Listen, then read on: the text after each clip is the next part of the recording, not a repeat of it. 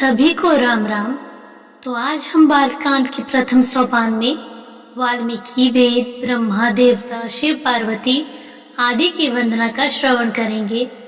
इसमें तुलसीदास जी कहते हैं, मैं उन वाल्मीकि मुनि के चरण कमलों की वंदना करता हूँ जिन्होंने रामायण की रचना की है, जो राक्षस सहित होने पर भी कठोर से विपरीत बड़ी कोमल और सुंदर है, तथा जो दूषण राक्षस सहित होने पर भी दूषण अर्थात दोष से रहित हैं। मैं चारों वेदों की वंदना करता हूँ जो संसार समुद्र के पार होने के लिए जहाज के समान है, तथा जिन्हें श्री रघुनाथ जी का निर्मल यश वर्णन करते स्वप्न में भी थकावट नहीं होती। मैं ब्रह्मा जी के चरण रज की वंदना करता हूँ जिन्होंने भवसागर बनाया है, जहाँ से एक ओर संत रूपी अमृत, चंद्रमा और कामधेनु निकले और दूसरी ओर से दुष्ट मनुष्य रूपी विष और मदिरा उत्पन्न हुए। देवता, ब्राह्मण, पंडित, ग्रह, नक्षत्र, इन सब के चरणों की वंदना करके हाथ जोड़कर कहता हूँ कि आप प्रसन्न होकर मेरे सारे सुंदर मनोरथों को पूरा करें। चौपाई।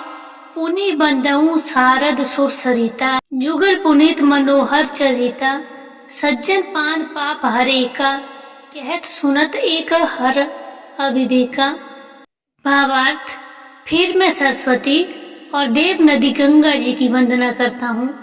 दोनों पवित्र और मनोहर चरित्र वाले हैं।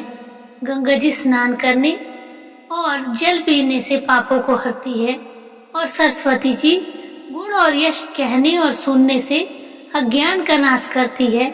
श्री महेश और पार्वती जी को मैं प्रणाम करता हूँ, जो मेरे गुरु और माता पिता हैं, जो दीन बंधु और नित्य दान करने वाले हैं, जो सीतापति और श्री रामचंद्र जी के सेवक, स्वामी और सखा हैं, तथा मुझ तुलसीदास का सब प्रकार से सच्चा हित करने वाले हैं, जिन शिव पार्वती ने कलयुग को देखकर जगत के हित के लिए साबर मंत्र समूह की रचना की है, जिन मंत्रों के अक्सर बेमेल हैं, जिनका न कोई ठीक से अर्थ होता है और न ही जप होता है, तथापि शिव जी के प्रताप से जिनका प्रत्यक्ष प्रभाव है, वे उमापति शिव जी मुझ पर प्रसन्न होकर श्री राम जी की इस कथा को आनंद और मंगल की मूल बनाएंगे।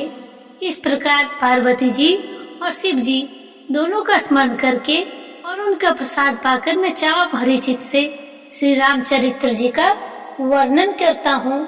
मेरी कविता श्री शिव जी की कृपा से ऐसे सुशोभित होगी जैसे तारा गणों के सहित चंद्रमा के साथ रात्रि शोभित होती है। जो इस कथा को प्रेम सहित एवं सावधानी के साथ समझ बूझ कर कहेंगे सुनेंगे, वे कलयुग के पापों से रहित और सुंदर कल्याण के भागी होकर रामचंद्र जी के चरणों के प्रेमी बन जाएंगे। दोहा।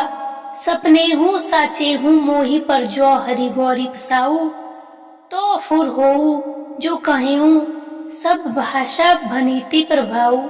भावार्थ। यदि मुझ पर श्री शिव जी और पार्वती जी की स्वप्न में भी सचमुच प्रसन्नता हो, तो मैंने इस भाषा कविता का जो प्रभाव कहा है वह सब सच हो।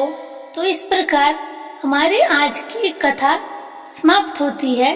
तो हम आज की कथा को यहीं विराम देते हैं। कल की कथा हम श्री सीताराम धाम परिकर वंदना शुरू करेंगे।